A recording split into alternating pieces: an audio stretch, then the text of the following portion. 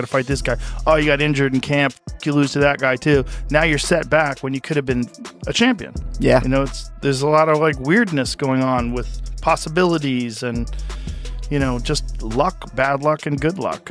Bad luck and good luck. Timing, I think, is a big thing. How is something like this allowed to happen? How is Jake Paul allowed to fight Gervonta Davis? It's I don't know. Completely unfair. It is completely just. I can't say the word that I want to say because I don't want to get canceled. And then going out there and taking on a guy that is maybe 92 pounds heavier, that is at least 65 pounds heavier than you. That is called one thing. That's called being a bully. Joe Rogan has voiced serious concerns about Jake Paul's potential matchup with Gervonta Davis, pointing out the major difference in their size. Rogan emphasized that boxing's weight divisions exist for a reason, to keep fighters safe and ensure fair competition. He believes Jake seems more interested in hyping up the event than maintaining fairness in the sport.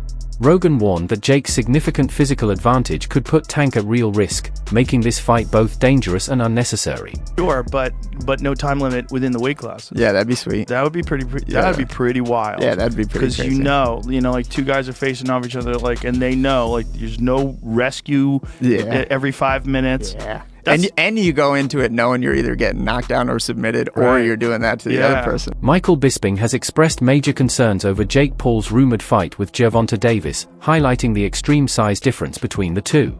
He noted that Jake seems ready to face an opponent who's nearly 100 pounds lighter, which completely disrupts the balance boxing is built on. Bisping also mentioned that Jake's previous matchup with Mike Tyson was already controversial, considering Tyson's age and long retirement. Now, taking on Tank Davis raises even more questions, not about skill, but about fairness. According to Bisping, this fight doesn't represent a true competition, but rather an attempt by Jake to gain an unfair edge. He reminded fans that boxing's integrity depends on even matchups, and in this case, the advantage leans so heavily toward Jake that it feels more like a calculated move for profit than a legitimate sporting contest. That's called being a bully. It was bad enough when he fought Mike Tyson, a man that was 58 years old, and he was walking around like, I just beat the baddest man on the planet. I just destroyed Mike Tyson and went out there and I beat him, and him and his brother are all celebrating and shit like that. It's like, dude, what are you doing?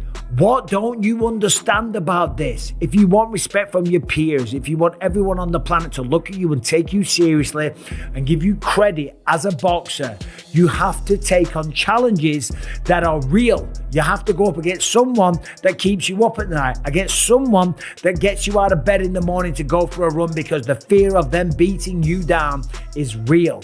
Not going up against someone that is so small. If you were to go up to this guy in a bar and try and start a fight with them, people would look at you and say one word: whoa, stop being such a bully. Leave him alone. You are way bigger than this guy. And that's clearly what we have here. It is ridiculous. When you look at the tail of the tape, Gervonta Tank Davis, granted, a very, very skilled boxer, a world champion. He's had some great wins. He's had a tremendous career. He's got 28 knockouts on his record. I'm just looking at the tail of the tape here. 30 years old, Jake Paul, 28. Gervonta Davis is 5'5" tall, whereas Jake Paul is 6'1". I would never dream on picking on a guy that is 5'5" tall. Granted, there's some tough guys out there that are 5'5", okay? They're smaller guys, but for 5'5", they'll pack a good punch. Typically, they're mixed martial artists or boxers, Teddy Atlas recently reacted to the face-off between Jake Paul and Gervonta Davis, emphasizing the massive size gap between them. He joked that Tank is so much smaller that he'd practically need a ladder just to reach Jake's chin. Atlas acknowledged that differences in style and skill are normal in boxing, but in this case, the physical disparity is simply too extreme. He pointed out that Tank's size makes it nearly impossible for him to land effectively, making the matchup feel one-sided before it even begins. Right? They should also have like the size of the ring, the size of the glove, all that stuff. Particulars should be in the contract, but I would probably look for one thing that is not the common thing to have in a contract if I'm Tank. A ladder. A ladder. Can I get a ladder? Somebody? You know what I mean? Hey, look, if he hits him on the chin the way he can punch, Jake might be doing a dance. You know what I mean? Not voluntarily either. But we'll get into that more later. The thing that I'm talking about right here is what you said. It was stark. The size difference was really, you couldn't ignore it. We understand the talent difference, the experience difference. We understand all of that. But the size, the pure, and we understand small guys can beat big guys. We just saw Crawford do it to Canelo, but you know, a little different. The size difference was, I mean, it was eye-catching, jaw-dropping, and it made me think. And I'm gonna ask Richie, our man here who's doing all the taping, who does such a marvelous job. I'm gonna ask him because I know he's an expert in this area. But it reminded me of one of the Rocky movies where they had the face, where they did the wrestling thing with Rocky and Hulk Hogan, AKA Thunder Lips. He was Thunder Lips back there. Joe Rogan believes that Jake Paul's approach to boxing is driven more by promotion than by genuine competition. He explained that these kinds of matchups are designed to pull in casual fans and spark attention by pairing fighters in unusual ways.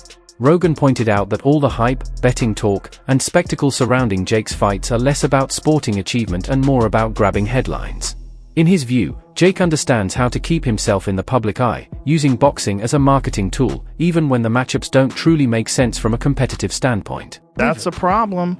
That makes it a problem. My opinion is, I just want to say, in case someone calls me into court, I'm a fucking idiot and I don't know nothing.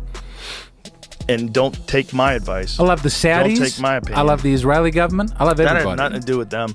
That was Jake Paul promoting it. You know, it's just like, but doesn't bother me. There's compromising the sport, and that's like bad. It's just like, if I bet on it, watching it bothers the fuck out of me. Watching it with people who are so in on it, and then also man, the sports betting apps, they introduced like chat apps in them in Australia, so it's like they're trying to take the place of social media companies where you go together and you meet your friends. Like, betting should be exciting enough without having a weird, they're just trying to draw you in. thing. They're just trying to make money, right? So they're trying to draw you in any way they can. Leonard Ellaby revealed that Gervonta "Tank" Davis wasn't in the right mental space to face Lamont Roach at the time.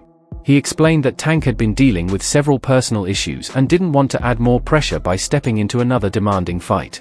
According to Ellaby, this lack of motivation is what ultimately stopped the matchup from happening, despite fan expectations. He added that Tank was prioritizing his personal well-being over proving a point in the ring, and choosing not to fight Roach was a way to protect his peace rather than invite more stress. That's all for today's video. Thanks for watching. Stay tuned for more updates, and I'll catch you in the next one.